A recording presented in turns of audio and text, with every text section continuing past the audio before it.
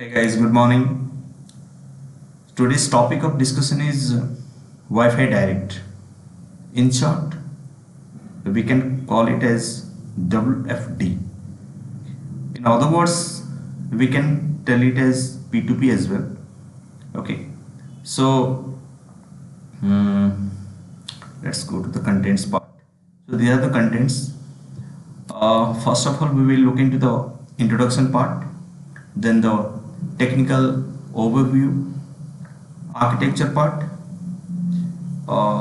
what are the properties of Wi-Fi Direct, then how to do group formation, what are the sequence diagram for Go negotiation process, how the flow diagram happens, how to analyze packet analysis using Sniffer, then the security mechanism, power saving, all things we will look into this here.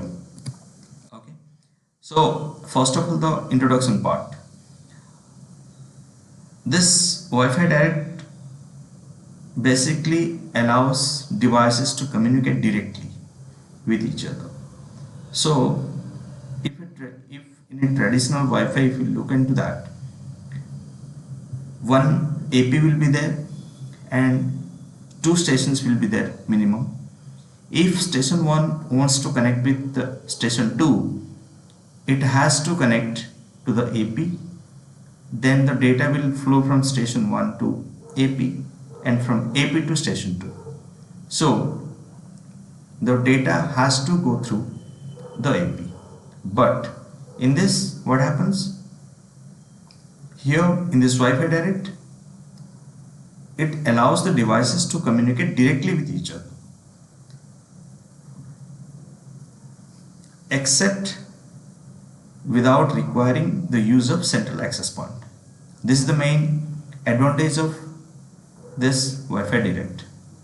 So instead, the devices use a software access point. In short, we can call it as soft AP or SAP also. Okay, so this device connectivity was already possible in original IEEE 802.11 standard by means of ad hoc mode of operation. Ad hoc mode of operation, as you know that there will be two stations, they will communicate directly with each other. There is no AP. AP came into picture in infrastructure mode only. So, but in ad hoc mode, it was not able to mark its presence in the market as there are several drawbacks or limitations in the requirements. On this, they came up with some advanced technology called TDLS. This is Tunnel Direct Link setup. There is nothing but 802.11 JET standard. I will come up with something in the upcoming videos. We'll have discussion on that. But in that, what happens? Even though the data transfer will not take place using AP, but it is mandated that stations has to be associated with the same AP. Otherwise, it's not possible to transfer the data. So in this Wi-Fi Direct, what happens? This is described as Wi-Fi peer-to-peer. In short, we can call it as P2P. So it is builds upon the successful IEEE 802.11 infrastructure mode, and these devices negotiate who will take over the AP-like functionalities. Okay, so one will act as AP and the other one will act as a station.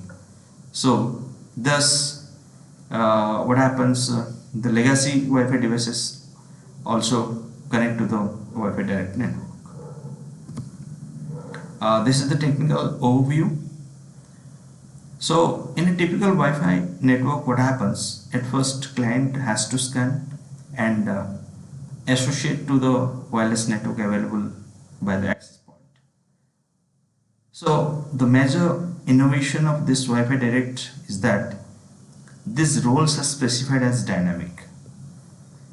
So any of the Wi-Fi Direct devices has to implement both the role of a client and the role of an AP as well. It has to be act in both the modes. So therefore these roles are nothing but the logical rules. Okay, these are the logical rules that could even executed simultaneously by the same device. Either it can act as a client, or it can act as a AP, or it can act as a both.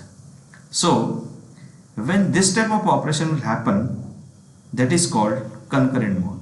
I mean client as well as AP role. So when they are going to establish the communication, P2P devices have to agree on the role that each device will assume at the time of negotiation. So at the time of a negotiation, they has to agree who is going to the P2P go and who is going to the P2P client. We will look further into this in the upcoming slides. So this is basically the technical architecture. This Wi-Fi direct devices, normally we call it as P2P devices.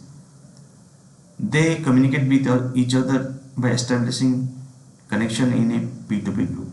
So as you can see in the diagram, this is a P2P group, we can say. Okay, so in the P2P group, what happens? One can act as a AP. The one who will act as a AP, we call it as a P2P group owner. In other words, we can say it as P2P go, go. And the other devices who will act as a client, we can call it as a P2P client. They are the P2P clients. So once the group formation will happen, another legacy client can also join with the group owner, like in the normal way of infrastructure.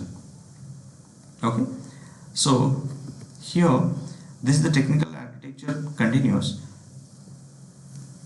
This go and client functionality is dynamic, as we discussed earlier as well, and this is negotiated at the time of initial network setup. Okay. Two P2P devices, first of all they have to discover each other, then they have to negotiate their rules, they have to negotiate their roles, who will be the P2P client, who will be the P2P go. After that they only establish the P2P group. So once the P2P group is established, other P2P clients can join to the group the way it is working in a traditional Wi-Fi network. Legacy clients also can communicate with the P2P go things. So by default, Wi-Fi Direct use WPA2 PSK as a security standard. So we should know this. The default security is WPA2 PSK. Okay. So in the earlier diagram, as we saw, there are two scenarios, right? In the first scenario, what happens here, as you can see, there is one group owner and there are two clients. So here it's written that, see, there are three devices to form a group. Here is the mobile phone sharing its 3G connection with two laptops. So the phone is acting as a P2P go. This is a mobile phone and these are two laptops. They are connected with the P2P go and they are acting as P2P clients. In the second diagram, what happens? In the second diagram, in order to extend the network, one of the laptops establishes a second P2P group with a printer. Okay. So here what happens? This is only one device. This whole is one device. So first of all, what it will do, as a normal station, it connects to the AP. This is a traditional network. That's the reason it's written as WLAN BSS. Okay. And in the second scenario, this happens that P2P device connects with another P2P device. So this is a So now this laptop acts as a P2P and as well as station. That's the reason this calls it as uh, concurrent mode. Okay, so uh, in order to act both P2P client and as P2P Go, the laptop will typically alternate between the two roles by time sharing basis. Okay, so the laptop which acts as P2P client and P2P Go, it has to alternate its role between the two roles depending upon the time sharing basis, and it will act as a both the roles. Okay, so in the second group, what happens, the laptop acts as a P2P Go and also a station. Then we will look into the properties of Wi-Fi Direct. There are a couple of properties I have noted down here. The first thing is like a traditional AP, P2P Go announces itself using the beacons. Okay, so in the beacon, when the Wi-Fi Direct will be enabled, P2P information element, P2P IE will come to see. Okay, the P2P IE is included in all the management frames. So management frames like probe request response, SOC request response, SOC request response, all the things. So this P2P IE will be included. Okay. So as per the Wi-Fi Direct specification, P2P device which becomes the group owner, it has to provide the DHCP server application in the system to provide P2P clients with IP addresses. This is the third property. Only the P2P Go is allowed to cross connect the devices in its P2P group to an external network. So as we see in the earlier example, so this is a P2P Go, and as well as it's acting as a WLAN station. Okay, this is what written over here. Wi-Fi Direct does not allow transferring the role of P2P Go within a P2P group. This is not allowed at all. Okay, if the P2P Go leaves the P2P group, then what if the group was formed, that has to be torn down and has to be re-established once again. Then this group formation procedure. So basically there are three ways in which two devices can establish a P2P group. The first one is the standard one, then autonomous, and the third one is persistent. Okay, we'll look one by one in the further slides. So basically the group formation procedure involves two phases. The first one is determination of P2P group owner. Who has to be the group owner in this scenario? The first thing is the negotiation will happen. So two P2P devices has to negotiate for P2P group owner based on the desired or capabilities of the P2P Go. Okay, then selected P2P group owner role established at formation or at an application level. So the basic mode of this P2P group owner determination is they has to come up with a statement that who has to be the group owner. Okay, then the provisioning of P2P group, establishment of this P2P group session using appropriate credentials. So we will look into this. So how it will establish the connection using this Wi-Fi simple configuration to access credentials. So one thing I would like to tell you guys, that in order to know this P2P group formation procedure, you have to be aware of this WSC. WSC is nothing but the Wi-Fi protected setup. You should aware of this one. If you don't know, there is another video is there for Wi-Fi protected setup also, which I released before. You can have a look into that. Okay, Then if you look into this, you will come to know. Okay, so this is the sequence diagram. I will explain you how the things are happening. Try to understand the point here. See, here two devices are there. One is P2P device 1 and the other one is P2P device 2. And in the first scenario, what happens? See, both will start discovery process. They start discovery. This is the first thing they have to do. So there are basically two phases happen: scan phase and the listen phase. In the scan phase, what will happen? They will send the probe request. Here this is sending, this is sending. So when it will scan, basically they will scan in the 1, 6, 11 channels. So that is the normally they will do. Here it can happen active scan or passive scan also. Then it will go to the listen mode. So in the listen mode, what will happen?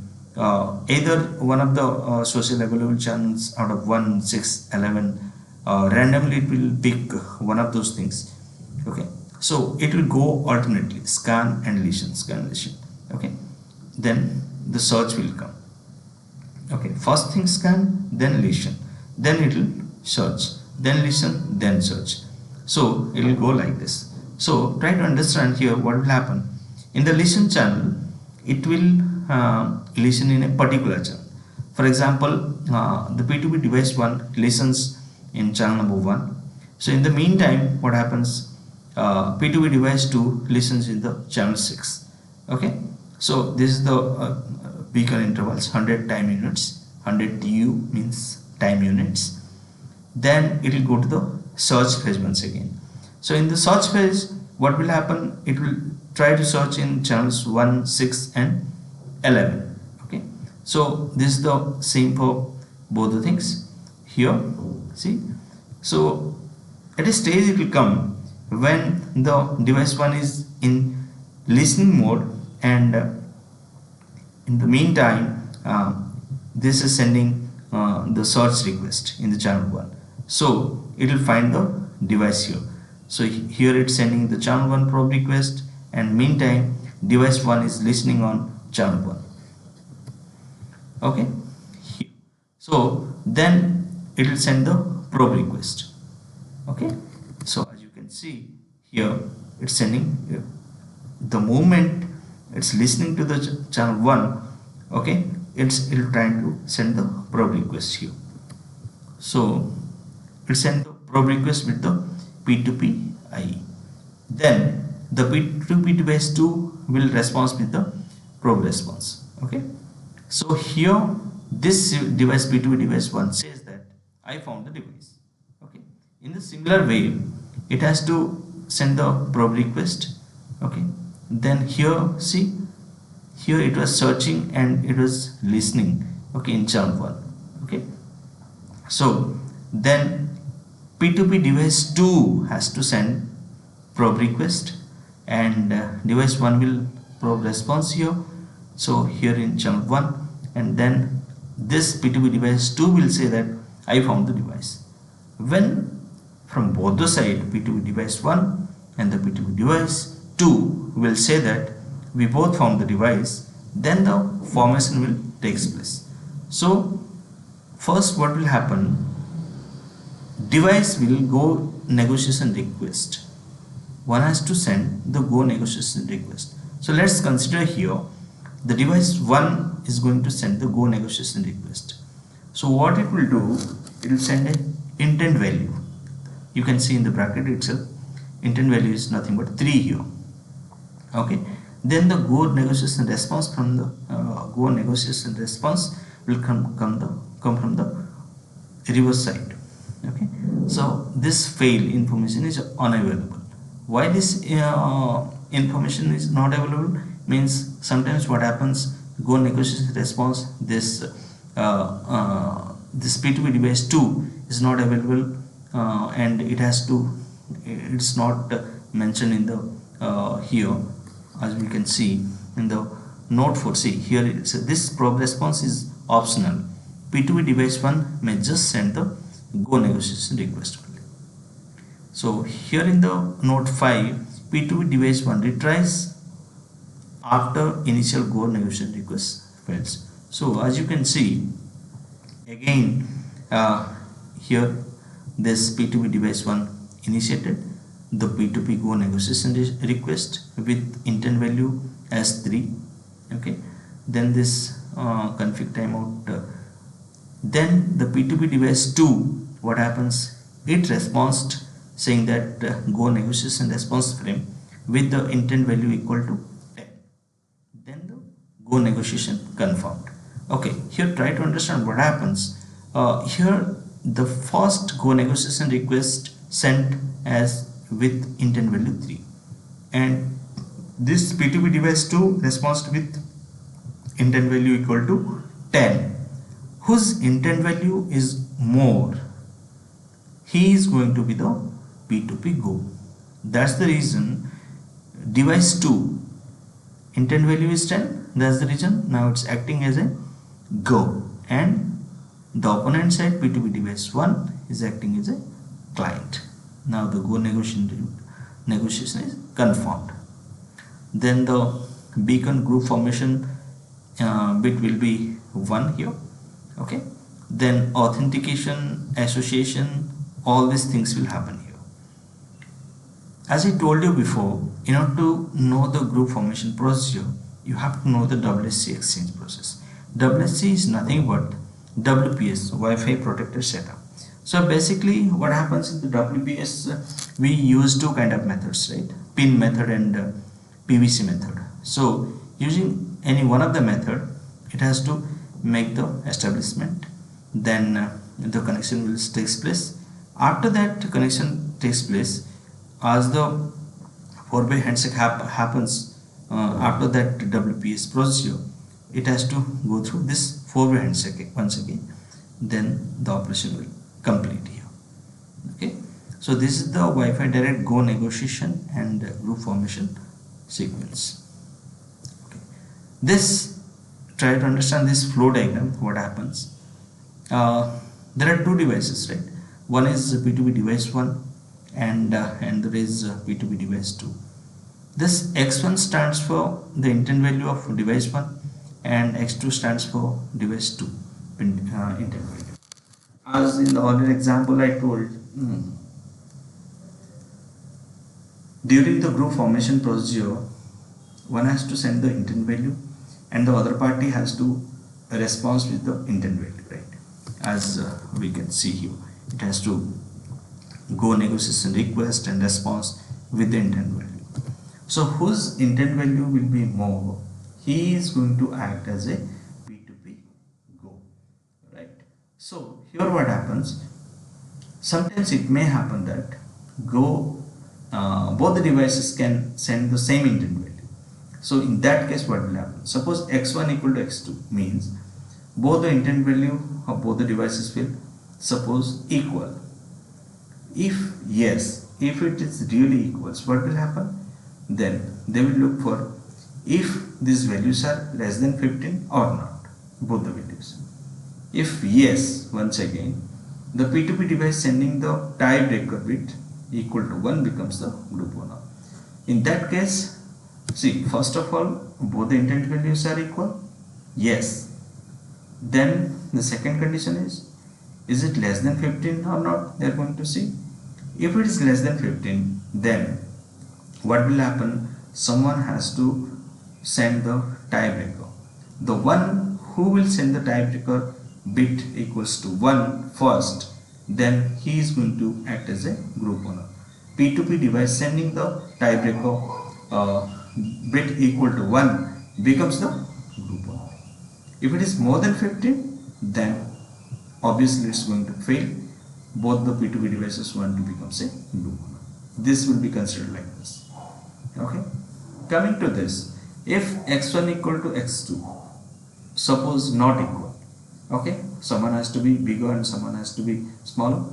No. Okay. Then we will compare. X1 less than equal to x2, less than x2. If yes, x2 means P2P device 2 is the group owner. If x1 is bigger, then P2P device 1 is the group owner. So this is the basic flow diagram. Then coming to Sniffer packet analysis, what will happen here? You can see in the all the management packets, you are going to see with the Wi-Fi direct a message will come. So here you can see all the things. Okay, P2P attribute, P2P capability, this device capability. Here you can see all the things. Okay, group capability also. This P2P attribute. You can see it's mentioned everything here, how the group formation is happened or not.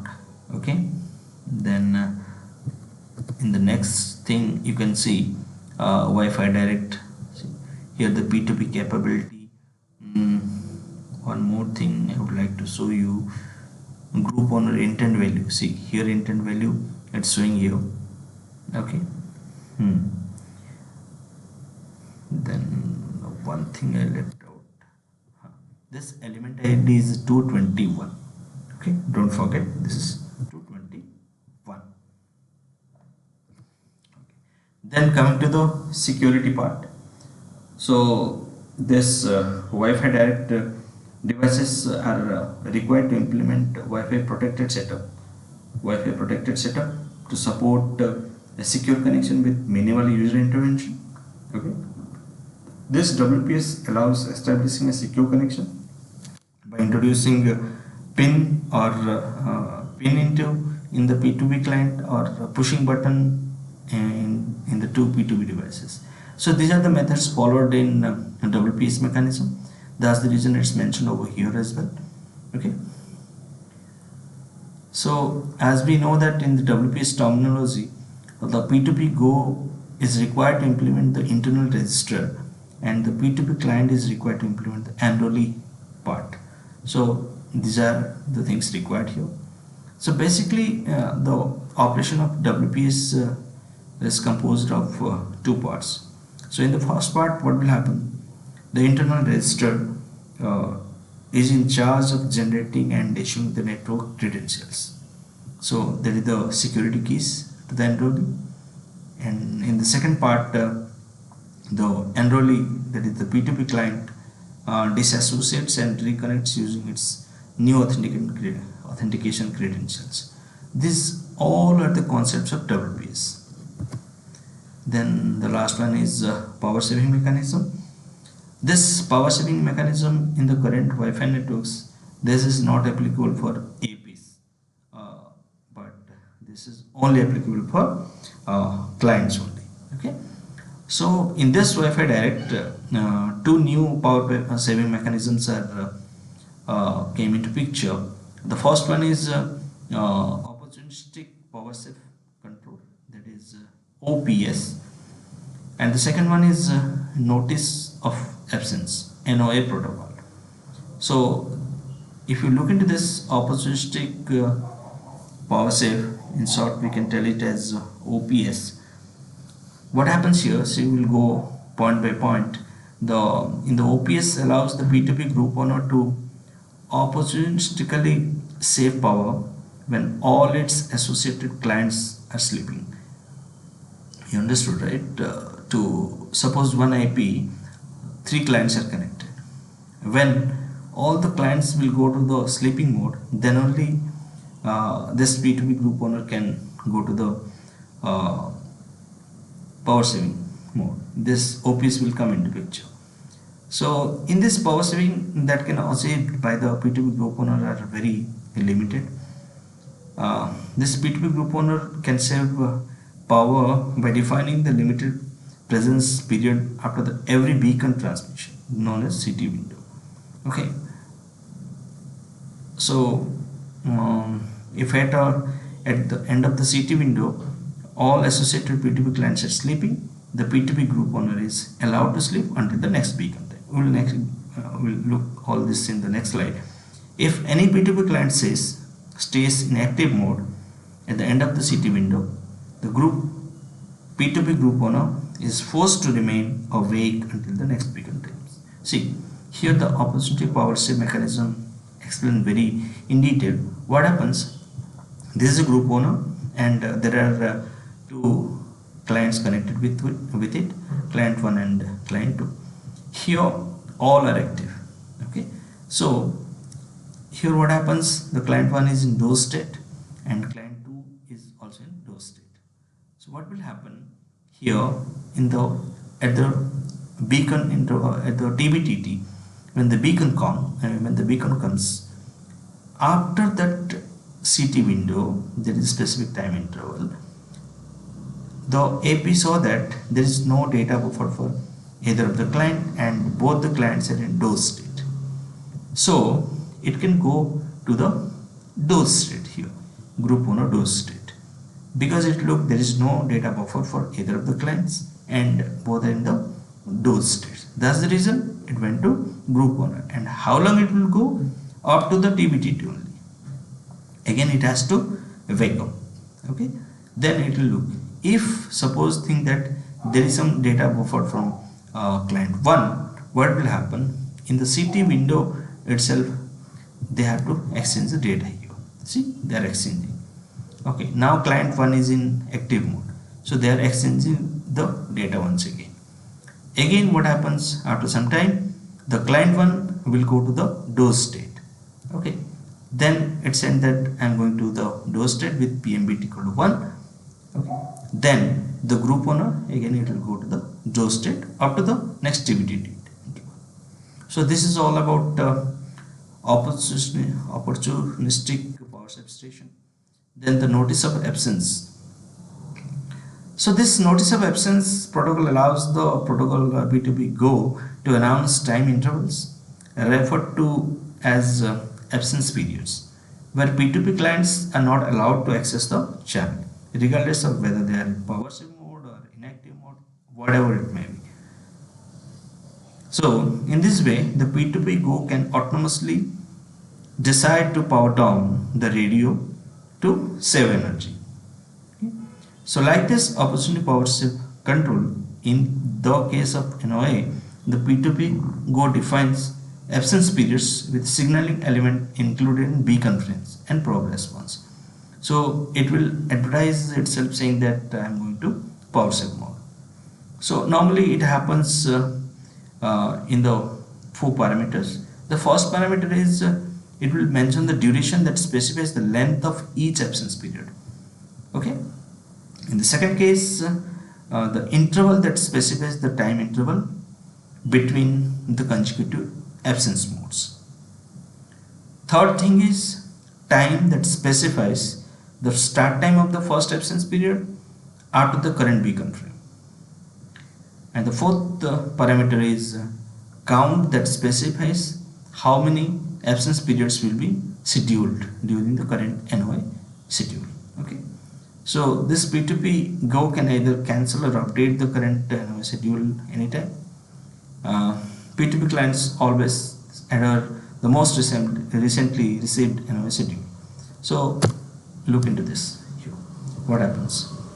See, here one group owner is there, 2 clients are there. This is the power management mode.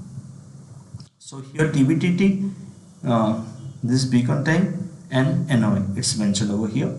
So now for this, here they are mentioned that I'm going to count then duration. See, count is mentioned as in this example count equals 7, 6, 5, 4, 3, 2, 1. Okay, and it will mention the duration for how long it's going. So here for that particular interval it has to go to the absent mode. Absent means power save mode. So if that is in doze state, that is fine. Okay, if this is in doze state, but only in this time period it has to come to the active mode. See, client in active mode. So active mode. So what if the data exchange will happen when the AP is in P2P Go is in active mode? That time only data transmission will happen. Here you can see. Only that time the client will come out of the power saving mode, that is PM equal to 0. Then it will do the data exchange. Again it has to go to the doze state. Okay. So this is all about power saving mechanism. Okay. Thanks a lot for watching this video. If you like it, please Subscribe and share with your friends. Thanks a lot guys. Bye bye. See you in my next video.